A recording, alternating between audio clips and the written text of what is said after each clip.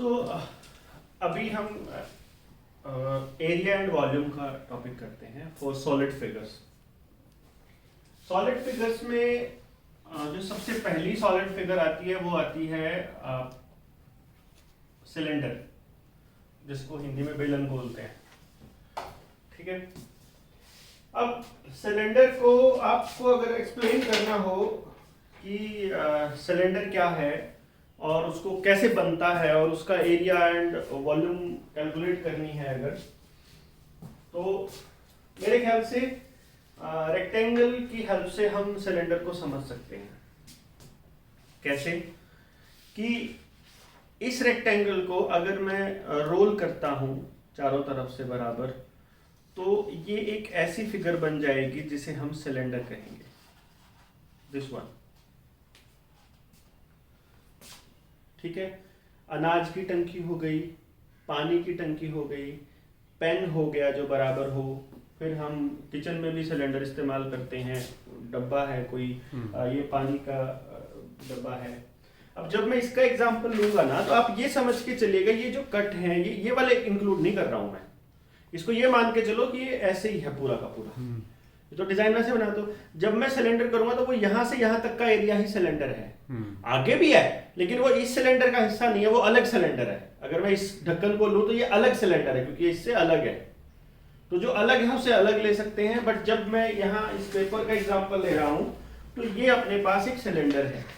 अब इसमें सबसे पहला क्वेश्चन यही आ सकता है कि अगर हम इस पेपर को, एक शीट को, अगर हमने अलोंग द लेंथ फोल्ड कर दिया, इसको मैं, ये लेंथ है ये ब्रेड्थ है, मैं इसको अलोंग द ब्रेड्थ भी तो कर सकता हूं, तब ये सिलेंडर जो है वो थोड़ा पतला आएगा और थोड़ा सा लंबा आएगा, तब इसकी हाइट बढ़ जाएगी।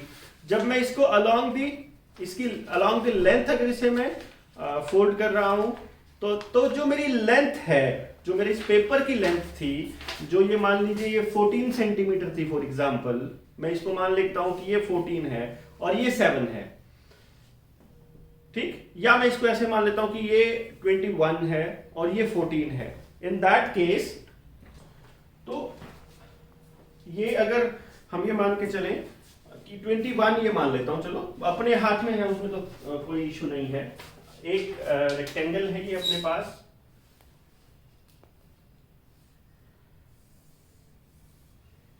इसकी एक साइड मान ली मैंने 21 सेंटीमीटर, दूसरी मान ली मैंने 14 सेंटीमीटर, ठीक है। और मैं इसे फोल्ड कर रहा हूं इसको फोल्ड कर दिया मैंने इनटू अ सिलेंडर। तो सिलेंडर ये ऊपर से दिखने में ऐसा लग रहा है, हाइट इसकी इतनी ही होएगी जितना इसका था, ये इस तरह का बन गया। हाँ जी, एनी डाउट? नहीं ना, दिखने में ऐसे ही लग रहा है बिल्कुल। रोकना इसको। तो अब जो ये 21 सेंटीमीटर थी, अगर गौर से देखा जाए तो ये क्या बन चुका है अब इसका? सिलेंडर बन गया। कमाल है यार, 21 सेंटीमीटर का क्या बना? सिलेंडर तो पूरे कागज का बना,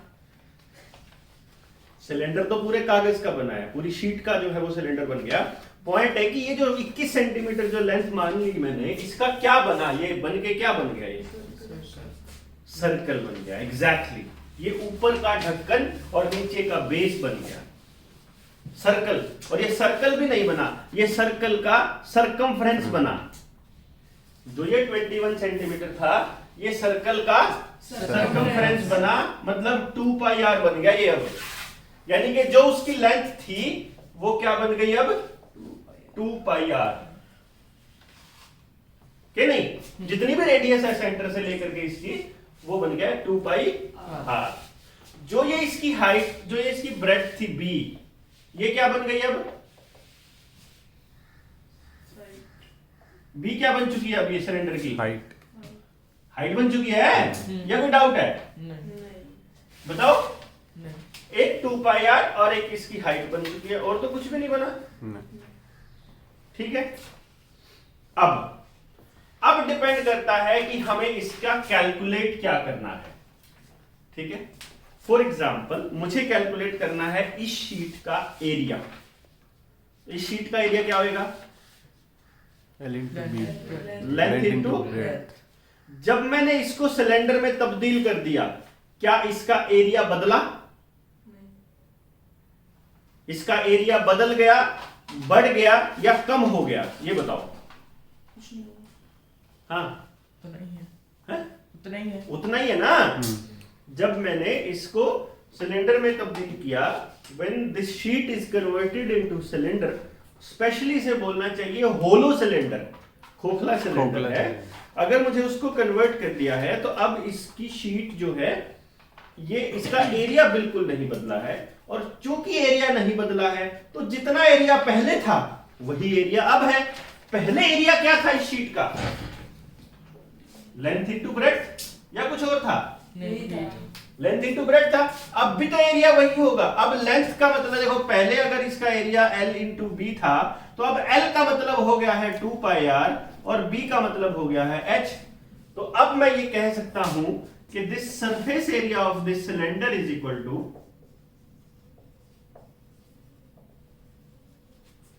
2 pi r h, where r is the radius of the cylinder and h is the height of the cylinder। अब आपसे कोई कह रहा है कि सिलेंडर का अपन ने सरफेस एरिया कैलकुलेट करना है। ये तो था खोखला सिलेंडर। ये कैसे कैसे एग्जांपल्स आ जाएंगे आपके पास?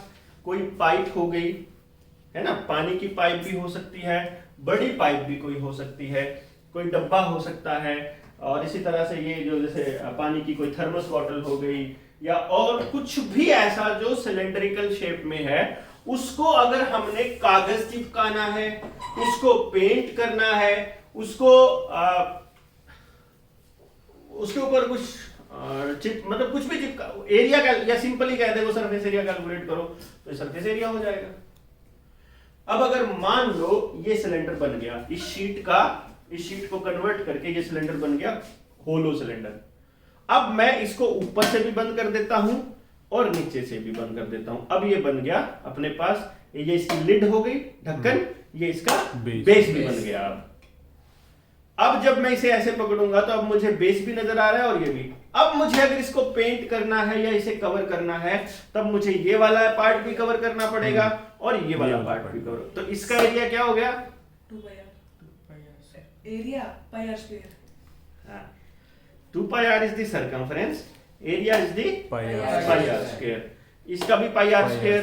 तो अगर मुझे इसका कैलकुलेट करना हो टोटल सरफेस एरिया, तो मैं क्या लिखूंगा फिर?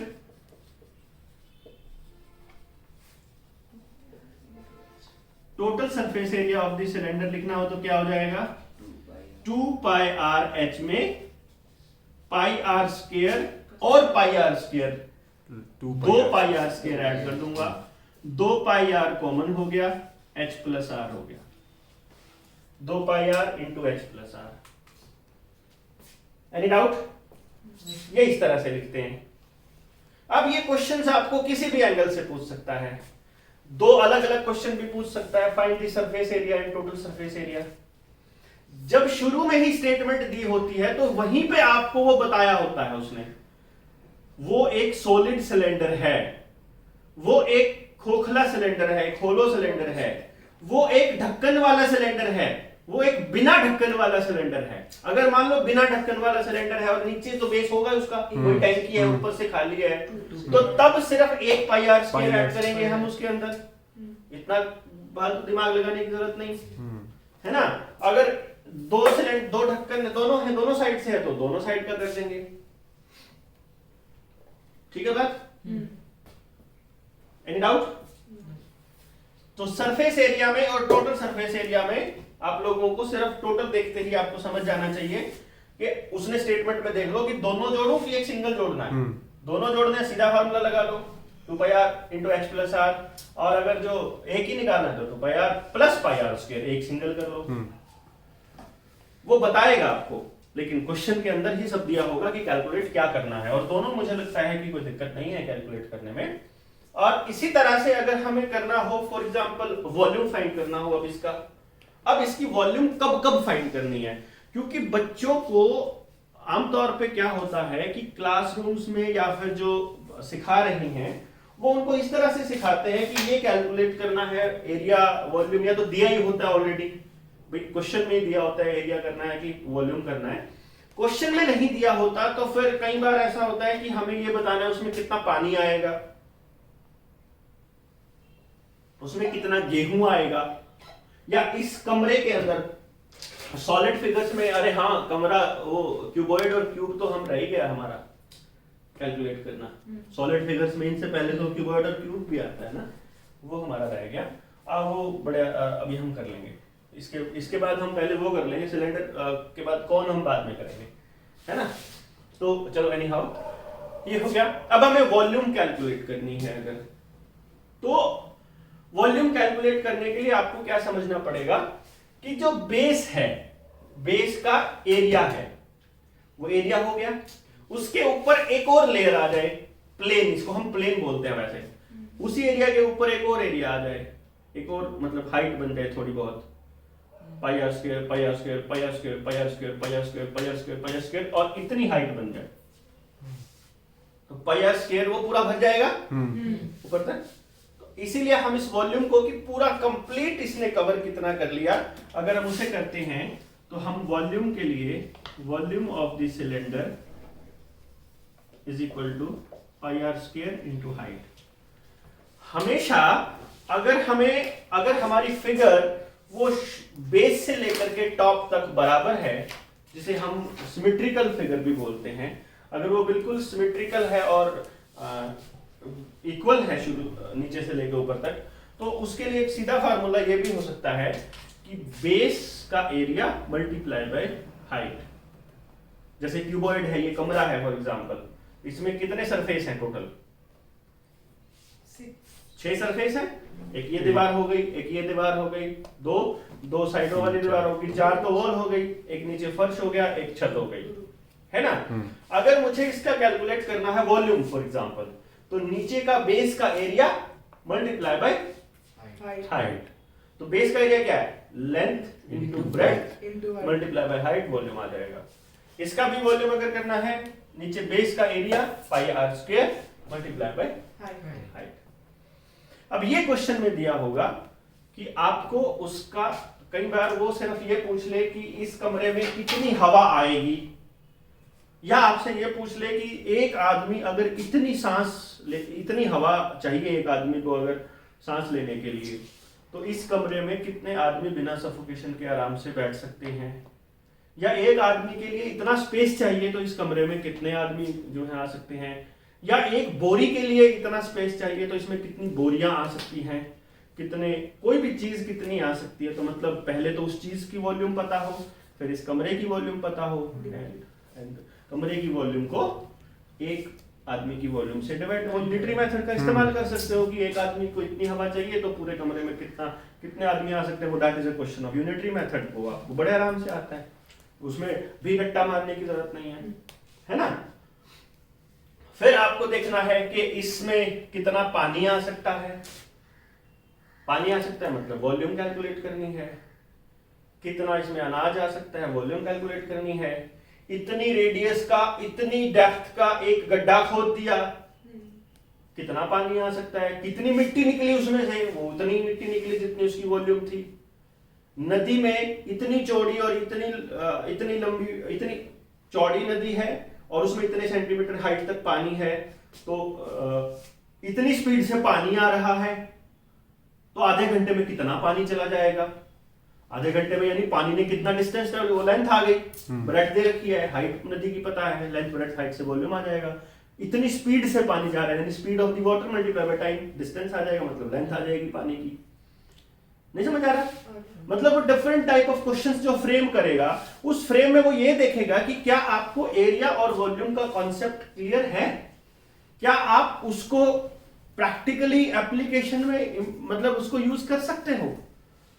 सिर्फ रट्टा मार सकते, एग्जांपल का रट्टा मार लिया एक, उससे हो जाएगा, उससे नहीं होने वाला। आपको वो देखना पड़ेगा कि इसमें अगर हमें वॉल्यूम कैलकुलेट करनी है तो वॉल्यूम कैसी फिगर है वो।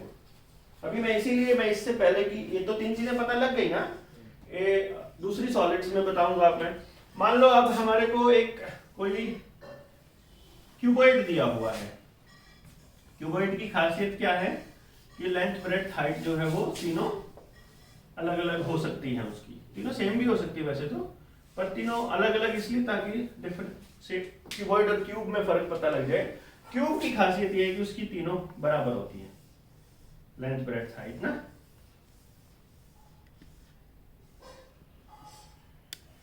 ये क्यूब हो गया फॉर एग्जांपल, दिख रहा है कि ये फ्रंट वाला दीवार है, ये पीछे वाली दीवार है, दो साइडों वाली हो गई, दो ऊपर छत वाली, एक ऊपर की एक नीचे की, है ना। अब अगर मान लीजिए हमें ये दिया हुआ है कि इसकी लेंथ जो है वो L है, ब्रेड्थ भी है, ये साइड में से दिख नहीं रही है तो कमरे को अगर या किसी भी डब्बे को बॉक्स को देखोगे तो वैसे आएगा, एंड हाइट h है। अब जो नीचे वाला जो फर्श है उसकी उसके इसका एरिया क्या होगा, लेंथ इनटू ब्रेड्थ हो जाएगा ऑब्वियसली, है ना। ऊपर वाले का लेंथ इनटू ब्रेड्थ, ये साइड वाली है इसका ब्रेड्थ इनटू हाइट हो गया, ब्रेड्थ इनटू हाइट, इधर वाली का भी ब्रेड्थ इनटू हाइट, फ्रंट वाली का जिसकी एक साइड h है दूसरी साइड L है, लेंथ इनटू हाइट, और पीछे वाली का लेंथ इनटू हाइट। तो टोटल हमारे पास 6 सरफेसेस हो गए, है ना, जिसमें से 4 तो दीवारें हैं, 4 वॉल्स हैं, और 2 एक छत है और एक फ्लोर है और एक रूफ है।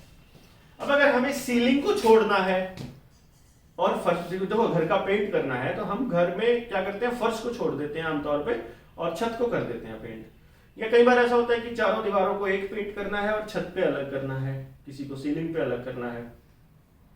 सीलिंग जो है वो अंदर वाली छत को बोलते हैं और रूफ जो है वो बाहर वाली छत को, तो मतलब वो दोनों में हाँ वो पता होना चाहिए उनमें क्या फर्क है। तो अब अगर मान लीजिए हमें करना है कैलकुलेट कि चारों दीवारों पे पेंट करना है या पेपर लगाना है, कुछ भी करना है, उसका एरिया कैलकुलेट करना है, एरिया ऑफ 4 वॉल्स करना है, तो मुझे लगता है एरिया ऑफ 4 वॉल्स तो बड़ा आसान है। सामने वाली दीवार L इंटू एच हो गया, 2 तो L इंटू एच हो गई और 2 B इंटू एच हो गई, है ना, 2 into length plus breadth into height, नहीं ये क्या हो गया, ये area of the 4 walls. Any doubt, नहीं ना।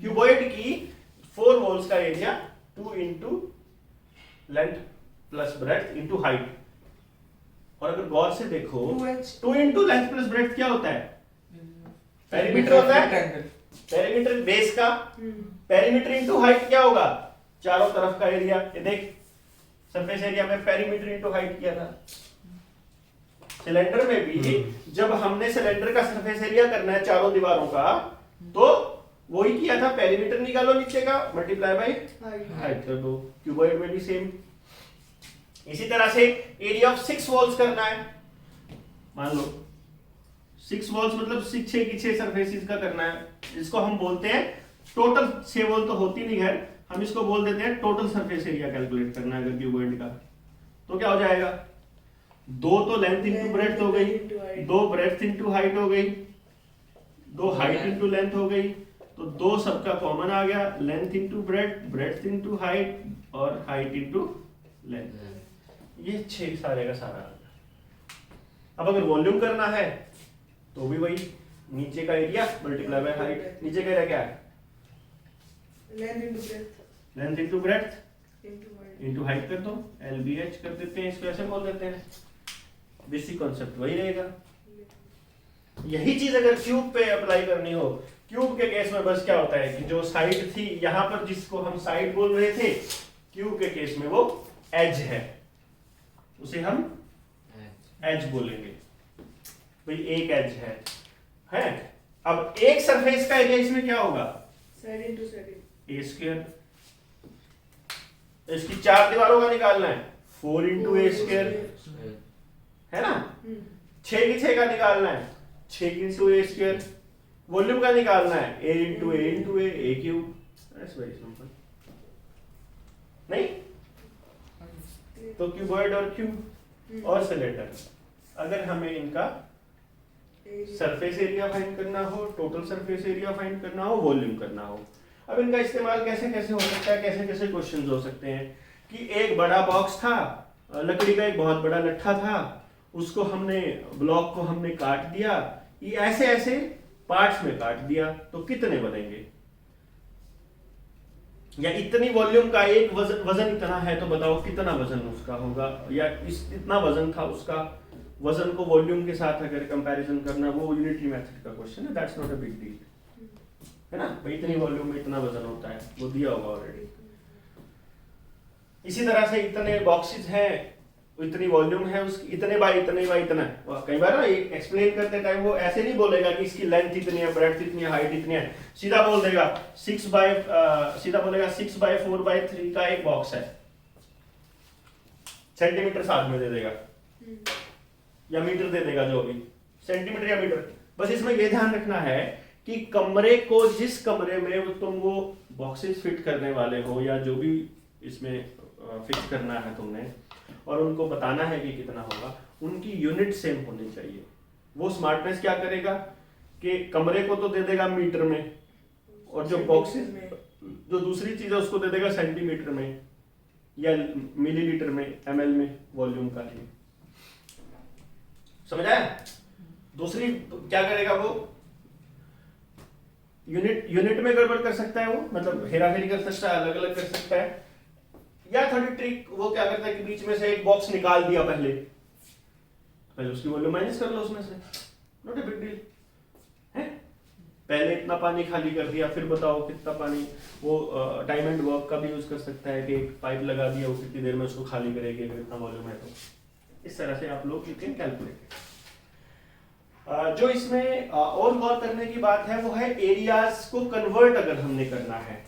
मान लीजिए आप एरियाज को कन्वर्ट करना चाहते हो, मतलब एरिया का कन्वर्जन है एक दूसरे एरियाज में, और वॉल्यूम का कन्वर्जन है, क्योंकि कई बार वो क्या करता है, length into breadth into height तो मीटर्स में या सेंटीमीटर्स में दे देगा, और आपसे वॉल्यूम लीटर में पूछ लेगा, या अगली कैलकुलेशन लीटर्स में है तो, और या फिर एकड़ में है।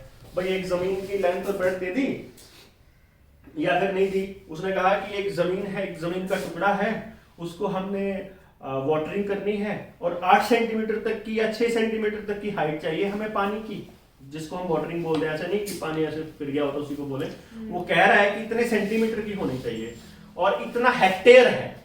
अब हेक्टेयर का मतलब क्या हो गया, एरिया दे दिया, और वॉल्यूम हाइट करने का क्या होता है, एरिया इनटू हाइट, हमें लेंथ ब्रेड्थ की जरूरत ही नहीं, तो सीधा एरिया दे दिया। तो बट हमें पता होना चाहिए कि हेक्टेयर का मतलब क्या है, क्योंकि जब आप मल्टीप्लाई करोगे तो दोनों की यूनिट फिर सेम होनी चाहिए, ठीक। तो अगर मान लीजिए हम ये करते हैं तो 1 हेक्टेयर जो होता है उसमें 10,000 मीटर स्क्वायर होते हैं। कितने? 10,000 मीटर स्क्वायर। और 100 एयर होते हैं, ARE, ये यूनिट ऑफ एरिया है। तो इस तरह से आप 1 हेक्टेयर में 100 एयर भी बोल सकते हो, है ना। वॉल्यूम का अगर हम डेफिनेशन लें, 1 सेंटीमीटर क्यूब वॉल्यूम, यानी 1 सेंटीमीटर लंबा, 1 सेंटीमीटर चौड़ा, 1 सेंटीमीटर ऊंचा जो बक्सा होता है, कोई भी चीज है, उसका वॉल्यूम 1 सेंटीमीटर क्यूब होगा, उसे हम 1 मिलीलीटर बोलते हैं। क्या बोलते हैं? Millilitre. 1 centimetre cube is equal to 1 millilitre, ठीक है ना। फिर हमें यह मालूम है कि 1 मीटर में कितने सेंटीमीटर होते हैं?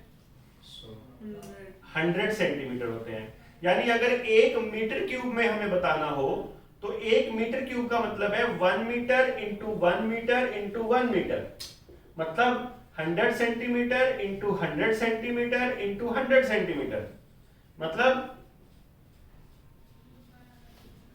10 लाख सेंटीमीटर क्यूब, यानी कि 10 लाख ml, 10 लाख मिलीलीटर भी, तो इसी को मिलीलीटर बोलेंगे। और ये हमें पता है कि 1 लीटर में 1000 मिलीलीटर होते हैं, तो हम ये कह सकते हैं कि 1 मीटर क्यूब में 1000 लीटर होते हैं। तो इस हिसाब से 1 लीटर में 1000 सेंटीमीटर क्यूब हो गए। ये कन्वर्जन में तो मुझे कोई दिक्कत नहीं आनी चाहिए। तो अगर लीटर दिया हुआ है, सेंटीमीटर क्यूब में कैलकुलेट करना है, मीटर क्यूब में कैलकुलेट करना है, यू मस्ट नो कि मीटर क्यूब से लीटर, लीटर से मीटर क्यूब, लीटर से सेंटीमीटर क्यूब, लीटर से मिलीलीटर, मिलीलीटर से सेंटीमीटर क्यूब, ये सब आपको आना चाहिए। इसमें कोई डाउट आपको नहीं होना चाहिए। फिर भी डाउट आएगा तो मुझसे पूछ सकते हो, ठीक है। और इसको जब हम इसमें इतना ही यूज होता है, लेकिन यूनिट्स के केस में हम लोग थोड़ा सा और यूज कर सकते हैं कि अगर बड़ी यूनिट से छोटी यूनिट का अगर एक टेबल हम बना भी लें और अगर आपको पता भी हो वो, तो मेरे ख्याल से ज्यादा बढ़िया रहता है? अगर सबसे पहली यूनिट को हम किलो में लेके चले और कोई भी यूनिट है और मिली, इनके बीच में हजार का डिफरेंस होता है। यूनिट का मतलब क्या हो गया? यूनिट में अगर हम मान लो मीटर ले लेते हैं तो ये किलोमीटर हो जाएगा, ये मिलीमीटर हो जाएगा, ये mm हो जाएगा, ये km किलोमीटर हो जाएगा, ये मीटर हो जाएगा खाली। ठीक, अगर एक मीटर में मीटर से यूनिट छोटी है और यूनिट बड़ी है, दोनों का नाम थोड़ा सा आसान सा होता है। ऊपर अगर जाओगे दैट वुड बी डेकामीटर, और उससे छोटी यूनिट है उसको बोलते हैं डेसीमीटर। ये डेका हो जाएगी, ये डेसी हो जाएगी, ठीक है। ऊपर जाएंगे ये हेक्टामीटर, हेक्टोमीटर या हेक्टामीटर, और नीचे डेसीमीटर के बाद सेंटीमीटर। अब इन सब में यूनिट का जो रेशो है वो 1/10 का है एक दूसरे के साथ अगला। यानी 1 किलोमीटर में 10 हेक्टोमीटर होते हैं, 1 हेक्टोमीटर में 10 डेकामीटर होते हैं, 1 डेकामीटर में 10 मीटर, मीटर में 10 डेसीमीटर, डेसीमीटर में 10 सेंटीमीटर, डेसीमीटर में। अब अगर कोई तुमको ये कहता है कि वो डेसीमीटर में दे रखा है और सेंटीमीटर में कन्वर्ट करना है, तो 10 से मल्टीप्लाई कर दो। उल्टा करना है तो 10 से डिवाइड कर दो। यूनिट अगर बड़ी बनानी है तो उतने से डिवाइड कर दो, यूनिट छोटी बनानी है तो मल्टीप्लाई कर दो। छोटी यूनिट ज्यादा हो जाएंगी ना, ज्यादा होगा तो मतलब मल्टीप्लाई। यानी अगर आपको कोई ये कहता है कि मिलीमीटर में डेसीमीटर कितना होता है, 1 मिलीमीटर इज इक्वल टू कितने डेसीमीटर, तो डेसीमीटर क्योंकि बड़ी यूनिट है मिलीमीटर से, बड़ी यूनिट का मतलब हमें डिवाइड करना, छोटा बनेगा तो 10 into 10 100 हो जाएगा, 1/100 डेसीमीटर हो जाएगा। सेंटीमीटर से किलोमीटर में करना है तो 10, 100, 1000, 10,000 और 1 लाख, 1 लाख हो जाएगा। इसमें कुछ भी नहीं है, कन्वर्ट करना। यही लीटर के लिए भी है, kilolitre, hectolitre, decalitre, litre, decilitre, centilitre, millilitre. Litre और मिलीलीटर पता लगा, 1000 का डिफरेंस कैसे आया? ठीक है, मीटर का हो, सेंटीमीटर, किलोग्राम, ग्राम में भी ऐसे ही हो जाएगा, है ना। Kilogram, hectogram, decagram, gram, decigram, centigram और मिलीग्राम। तो ये these are the conversion of units, ठीक है।